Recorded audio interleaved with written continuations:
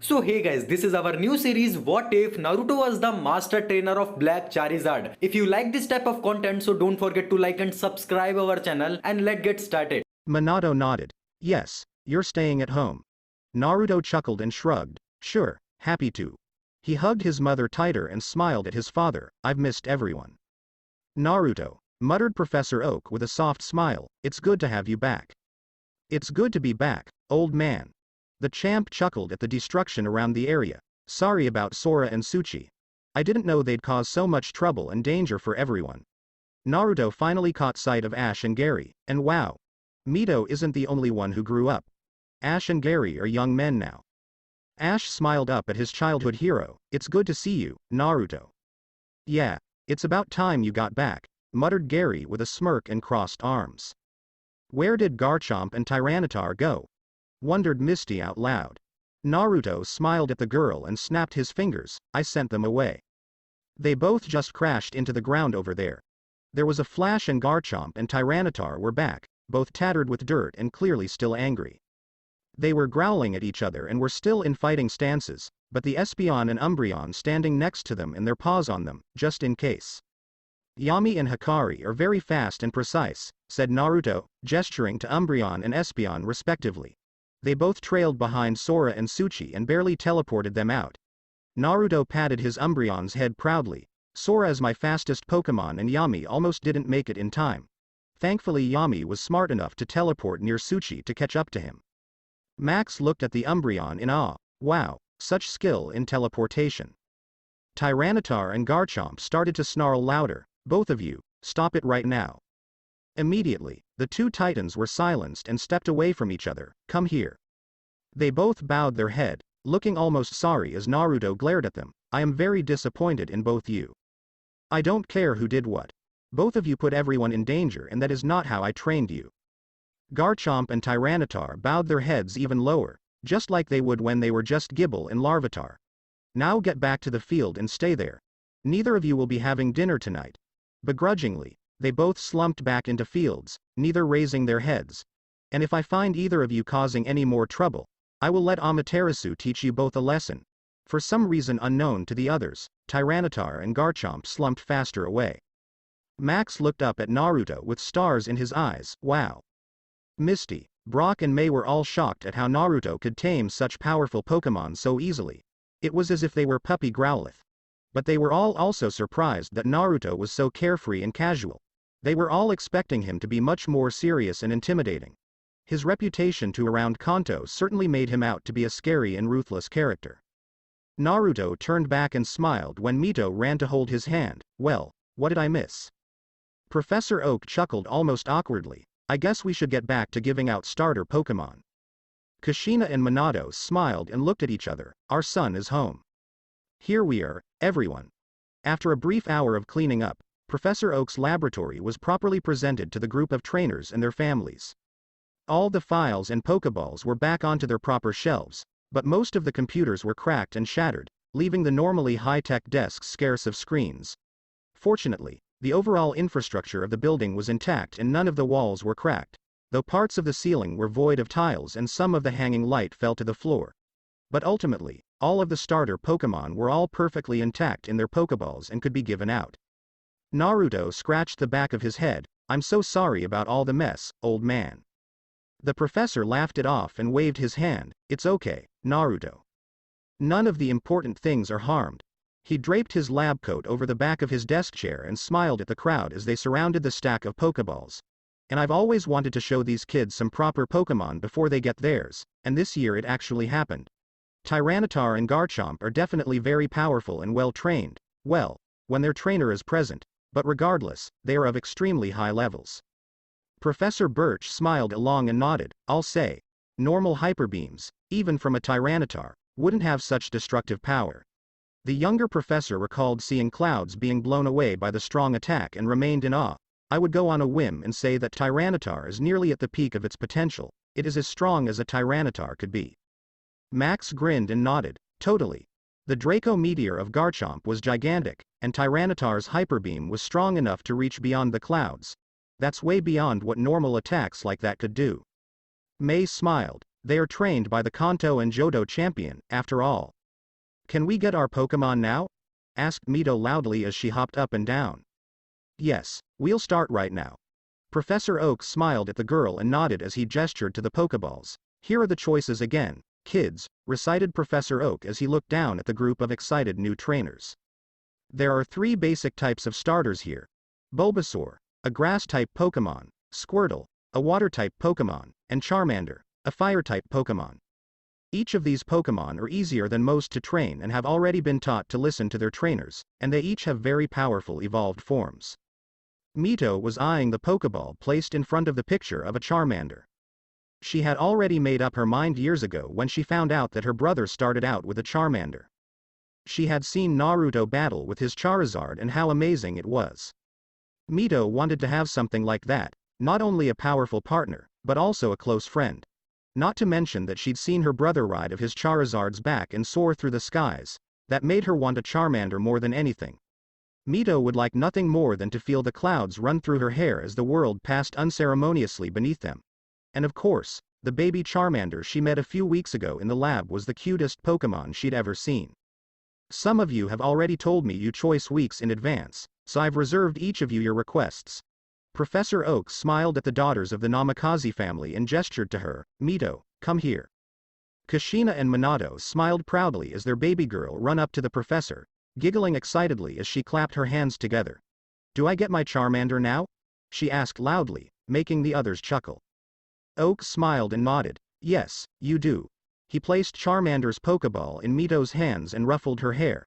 I am happy to give you your first Pokemon, Mito. Be sure to take care of it with love and care. I will. Mito threw the Pokeball into the air and it let loose a white light. A very young Charmander fell from the air and Mito caught it in her arms, laughing as she hugged it close. My Charmander. Char. Purred the Pokemon as it snuggled into its master's chest. Professor Oak smiled fondly at the sight. This Charmander is a female, and she is one of the best behaved Pokemon in the lab. Ash, along with his friends, stood further back in the room, but all had smiles on their faces. Most of the group were reminiscing back to the times they each received their own first Pokemon. Be it from Pallet Town, Cerulean City, Pewter City or Little Root Town, they were all fond memories that their owners would never forget. Like many other firsts in life, starter Pokemon will forever be a huge part of a person's life. Max, looking on with envy, could only wish for his own 10th birthday to arrive quicker. Hey girl, whispered Mito as she slowly walked back to her family, I'm going to name you Benihime, after you, Mom. Thank you, sweetheart. Minato stood behind Kushina and wrapped his arms around her as she rested back against him. Even without seeing his wife's beautiful face, he knew that she had tears welling in her eyes. They were both extremely proud at their baby girl, who looked so happy and giddy holding her small Pokemon in her arms. After listening to Mito talk about how she'd care and love her little Charmander, actually seeing her hold one in her arms was heartwarming. Unfortunately, this also meant that the start of Mito's Pokemon journey was about to begin, and Minato and Kushina weren't sure if they'd be happy about having her so far from home. Naruto stood next to his parents and smiled at his baby sister. The scene reminded him of his own starter Pokemon. Congratulations, Mito. Kushina pulled Mito into a hug and kissed the top of her head, almost squishing the small Charmander in between them. I'm so proud of you, Mito. Minato joined the hug and kissed his daughter's head as Kushina sniffled, you're going to be a great trainer. Mito smiled up at her parents before she turned to her brother, Naru, can I see your Charizard? Naruto understood his sister's reasons and patted her head, sure, I'm sure the others will as well. As someone who grew up in Pallet Town, Naruto knew exactly how well prepared and sufficient were Professor Oak's designed fields for Pokemon. In his younger years, Naruto had worked around the professor's fields and took care of many Pokemon, studying their behavior and habitat. In fact, the young Namikaze had designed several fields of his own, including the field his own Pokemon currently used. From the size to the type of ground, to the height and kind of trees, to the amount of wild fruit around the area, to the pH levels of the water, to even the amount of noise that could reach in. Since he had already planned out his teams of Pokemon before he actually caught them, he had prepared his fields accordingly. I've never actually been back here before, muttered Ash as he looked at the thick forest. Most of the young trainers and their parents left, The last thing they wanted was to go anywhere near the two Pokemon that nearly killed them. Mito, holding onto Naruto's hand, skipped along as they made their way to the field. Kushina and Minato were right behind them, smiling at the closeness of their babies. It had been a very long time since Mito had seen Naruto, and as a little sister who looked up at her brother as a hero, they weren't surprised that she was clinging so close to him. Ash and Max were constantly looking around, trying to catch sight of any of Naruto's Pokemon, but none were showing up. "Where are your Pokemon, Naru-ni?" Mito asked as she held her little Benihime under one arm. "Just over there, in that clearing." Naruto led the way through the thick forest and soon a large clearing. It was narrow at first, but expanded to twice the size of the other fields. All the grass were neatly cut and there were large patches of flowers that delighted the entire field. Scents of daffodil and lilies floated around the air and there was a soft breeze carried them throughout the field. It was almost nothing like the other fields. This was a controlled environment. It was more like a natural forest clearing. "Where are they?" asked Max. Kushina and Minato smiled at the sight and held each other's hand. Naruto patted Mito's head before he stepped ahead, smiling as he stepped further into the clearing. "Everyone wait here for now. I need to go in first." Mito tilted her head as she hugged Benihime close to her chest, in where? Before Naruto, or anyone else, answered, Mito was shocked to see her brother vanish before her eyes. "Whoa, where'd he go?" asked Misty and May oddly in sync. Ash and Gary, along with Brock and Tracy, all stepped forward and felt the air and were shocked to feel some sort of invisible barrier. It was as if most of the clearing was sealed off by some invisible wall. It's a barrier," muttered Tracy. "It must be generated by some psychic Pokemon. But to conjure such a large and invisible barrier, it must be a powerful one. And the barrier actually visually blocks the scenery inside, so it must be coupled with some sort of hypnosis attack." Tracy looked back at the professor. "This is why we always leave the food outside of the forest. No one can even go into the clearing." Professor Oak smiled and nodded with crossed arms. "Yes, it is quite fascinating. I almost never see such a diverse group of Pokemon form their own small society. Perhaps it is because of the way Naruto had trained his Pokemon, but they have their own hierarchy and a complete chain of command." "Wow, that's amazing," whispered May in wonder. Mito looked at her parents. "So Naru-ni is inside with his Pokemon now?" Minato nodded as he patted his daughter's head. "Yes, they teleported him inside." The Namikaze Patriarch had been one of the first to hear his son's theory on a new large barrier dome, and he had been fascinated by it ever since. To think that one Pokemon could, on a long-term basis, maintain such a taxing technique, his son's Pokemon were truly amazing. Your brother's Pokemon don't like to associate much with other trainers' Pokemon and they like their privacy, so they live inside this dome. Minato also knew that his son had always kept his training techniques closely guarded secrets, and the dome was a nice way to keep people from spying on him. So can we go in?" asked the young Namikaze girl. Kushina nodded. "Yes, I think your brother will let us in soon." "Tsuki," Naruto whispered as a sad smile appeared on his face, "come here." A beautiful Gardevoir had tears welling in her eyes as she teleported in front of her trainer and jumped into his arms. As one of Naruto's very first Pokemon in the Hoenn region, Tsuki had always been one of Naruto's favorites and he had truly missed her. Watching her grow from a shy little Ralts to a pretty Kirlia, then to a beautiful Gardevoir made Naruto almost feel like a father. She was definitely one of his Pokemon princesses and definitely had the power to be one of his team leaders. "G-Guard," sobbed the Pokemon as she snuggled into her trainer's shoulder. Naruto wrapped his arms around his princess and kissed the top of her head. "I'm sorry it took me so long to come back, but I've missed all of you." He patted Gardevoir's head and looked around at the beautiful clearing. "And you've clearly kept up our training. The illusion barrier looks great and works even better than before." Gardevoir still had tears in her eyes and Naruto brushed them away. "Don't worry, I won't be going away anymore. I am going to stay with all of you, and if I go traveling again, I will bring all of you with me." Tsuki nodded. Gardevoir. "Now, let's get the others out here." Naruto, with Tsuki still holding onto his arm, walked forward and smiled. "Come on, everyone, get out here." It happened in a split second, the bright flash of white light that enveloped the area. But there was no surprise from Naruto. He knew exactly what was happening. He had spent weeks training all his Pokemon for such a dramatic entrance many years ago and he had always loved it. He wouldn't have admitted it back then, But one of the main reasons he placed a psychic type within most of his teams was for such entrances. Perhaps it was his father's influence, but he thought teleport was one of the most practical, yet flashy moves to use, and entrances couldn't be better with it. He smiled as his 6 teams appear in front of him in splendor.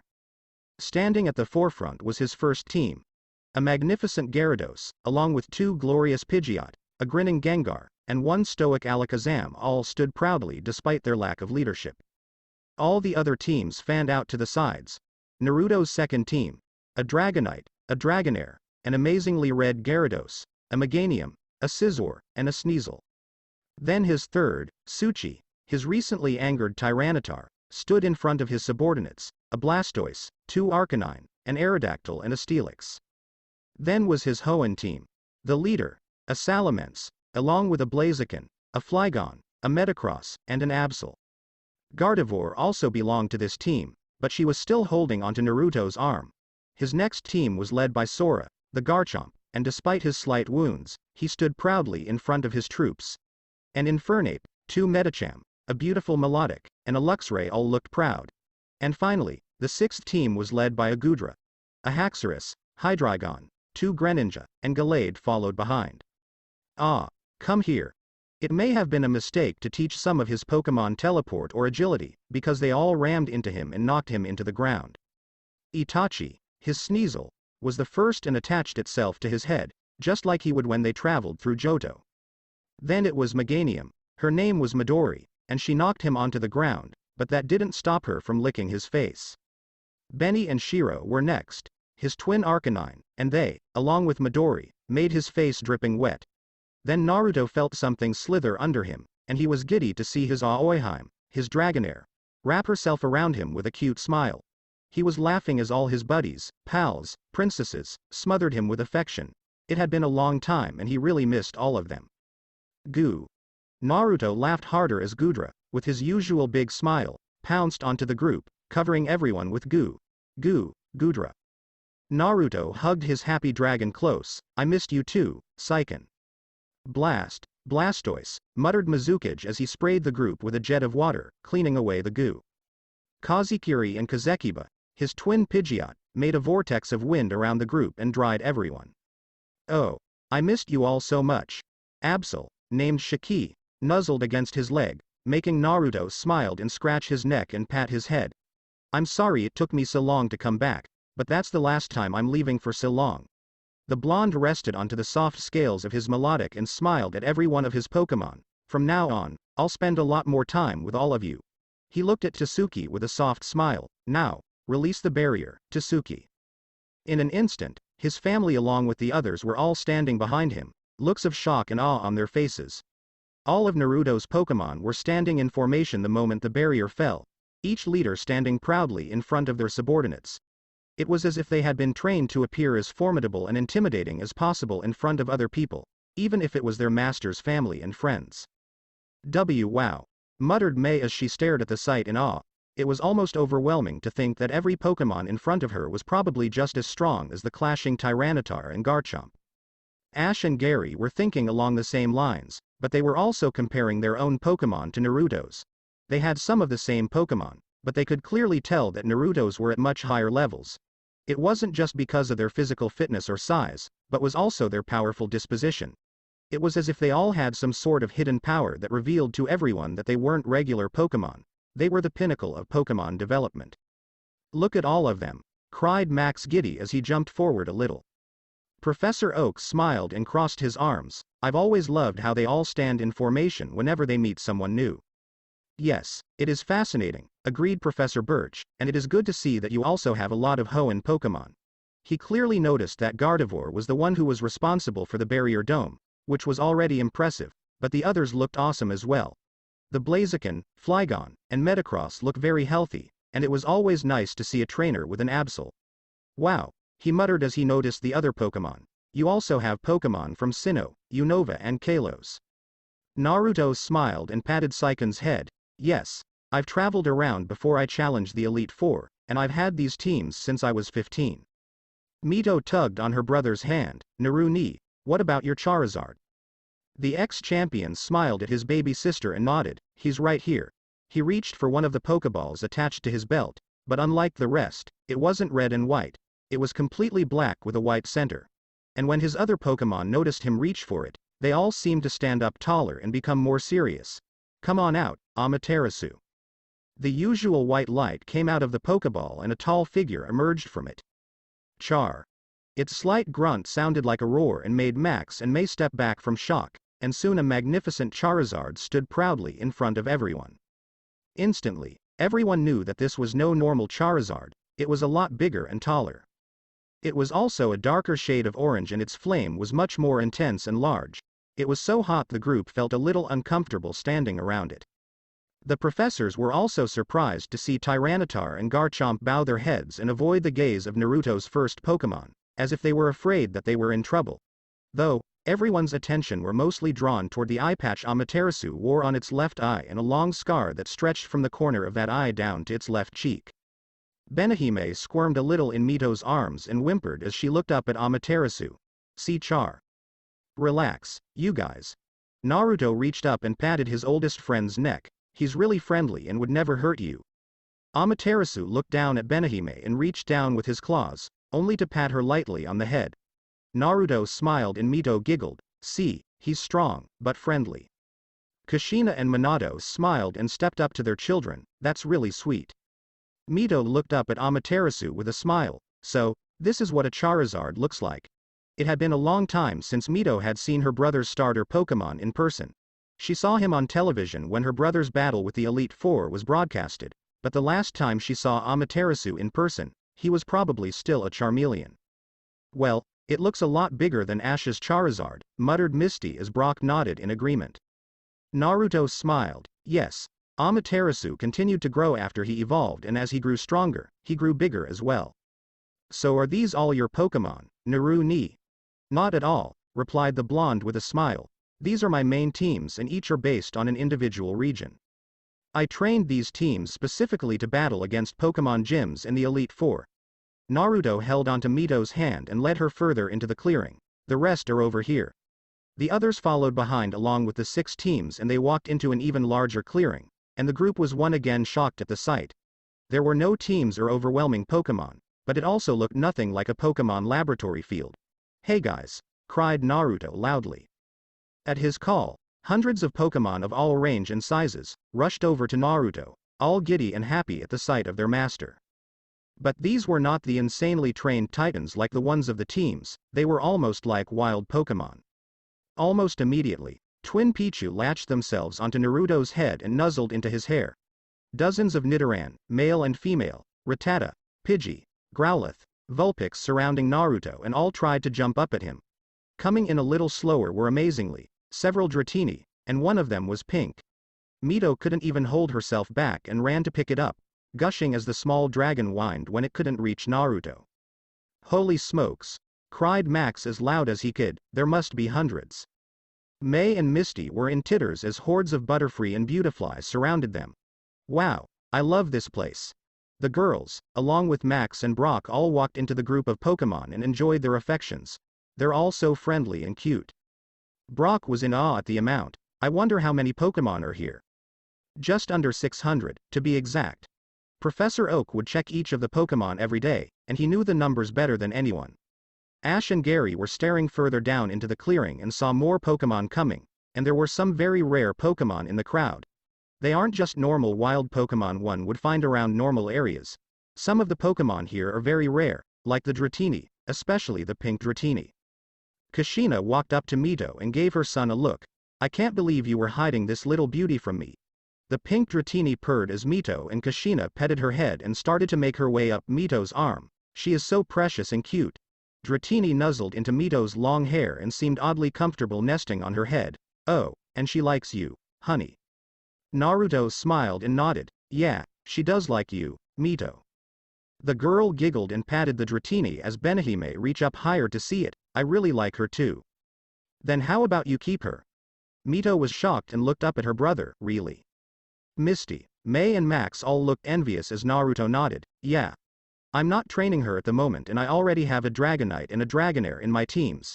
He patted Dratini's head and smiled. She seems to like you a lot and I'm sure you can use another Pokemon to train. Having two Pokemon trained together is always better for a trainer. He smiled at his sister, so how about it? You want to keep her? Mito grinned and nodded, of course I want her. Thanks, Naru-ni. No problem. Naruto ruffled Mito's hair before he stepped further out onto the field, looking around at the wide open space. But before I forget, I have to show my new Pokemon this place. Minato smiled. What kind of Pokemon did you catch? Naruto chuckled at his father before he threw 4 Pokeballs onto the ground, letting out 4 beams of light. Well, these aren't like my older Pokemon. A Glaceon first appeared and quickly smiled up at Naruto, but was not as quick as the Jolteon who hopped into his arms. A Miltank was next to appear, and next to it was a Vanillite, and both of them looked delighted to be set free. I don't use them to battle at all. Well, I haven't battled in a long time anyway. Ah, she's really cute, cooed Kushina as she held the Glaceon, making her purr as she scratched it behind her ears. Naruto knelt down and patted Miltank's head. They are very well behaved and make the best ice cream in the Unova region. Minato and Kushina both looked confused, but Naruto continued, that's what I've been doing. I opened my own little ice cream shop in Verbank City and business is booming. Mito stared up at her brother, you're selling ice cream? Yep. It's quite fun and relaxing. Minato smiled at his boy and placed a hand on his shoulder, well, that's one way to enjoy life. It's better than what your grandfather does, at least.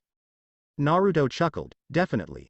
He smiled at the group, hey, feel free to play with the Pokemon, but I need to speak with Professor Oak for a second. His parents gave an almost sad look, but ultimately decided to leave things be. It is okay, old man. Mito looked up at her brother confused, but remained silent. She knew her brother had his own schedule. Professor Oak sighed at his nickname and nodded, sure, come with me. The professor knew exactly what Naruto wanted when he asked for his attention, and quickly led him back into the laboratory. It had been quite a long time since Naruto had checked up on their age-old project, but the elderly man wasn't surprised. It had been so many years, he doubted it would ever come to any results. Nonetheless, it had been Naruto's most concentrated project since he was a child and it was deeply connected to him, so the professor understood. So, an ice cream store, Naruto? Naruto smiled and nodded at his mentor, yep, I'll make you a cone later. Oak laughed and nodded, I look forward to it. The Pokemon researcher looked at the boy he had watched grow up before his eyes and smiled sadly, but if I may ask, are you still not battling? Silently, Naruto shook his head, looking rather stoic. Professor Oak sighed and placed a hand on the young man's shoulder, it has been 4 years already, my boy. What happened that day was a tragedy, but it was not your fault. There was no way you could have predicted such a consequence. Amaterasu lost an eye that day, and his Pokemon died. Naruto brushed his hair back and sighed, no Pokemon battle should cost the life of any Pokemon. You have to learn to let go. You were far too young to be carrying such baggage. Just like 4 years ago, Professor Oak noticed that Naruto lacked the fire he had in his eyes since birth. You are truly the most talented trainer I have ever seen in my life, and it is a shame that you no longer train for battle. Your 6 teams are still in tip-top shape, and they all yearn for battle. The professor looked ahead and reached for his card key, you have a gift, Naruto. No amount of luck or good fortune could ever allow a 12-year-old boy to beat every gym leader in 2 regions without ever losing once, and it should be impossible for the same boy to beat the Elite Four consecutively with such ease. Don't waste it. This gift made me a killer, so I hope to not use it. He had gotten used to it after 4 years of no Pokemon battles. All was silent as Professor Oak unlocked one of many steel doors in the laboratory and they both stepped inside, both looking at the lone Pokemon egg that sat still under a warm light.